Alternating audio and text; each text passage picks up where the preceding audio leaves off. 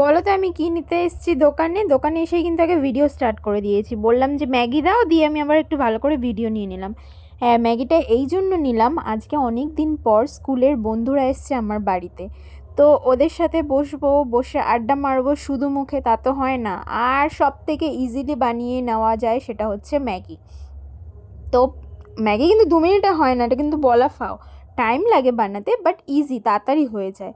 তো আমরা সবাই মিলে বসে আড্ডা মারছিলাম, ম্যাগি সঙ্গে দুধ চা, আর অনেক পুরনো কথা আলোচনা করলাম কিছু কিছু ব্যাপার নিয়ে। তো ডিবেট চলে এসেছিলো এখানে, সেইগুলো আমি ভয়েসটা কেটে দিচ্ছি। কিন্তু পুরনো বন্ধুরা যখন একসঙ্গে বসা হয় কত কিছু মনে পড়ে যায়, সেই পুরনো স্মৃতিগুলো।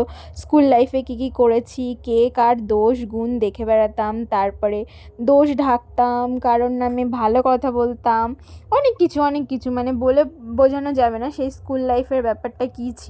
তো সেই পুরোনো দিনগুলোকে আজকে একটু মনে করলাম। তোমাদের কেমন লাগলো অবশ্যই জানিও কিন্তু ভিডিওতে।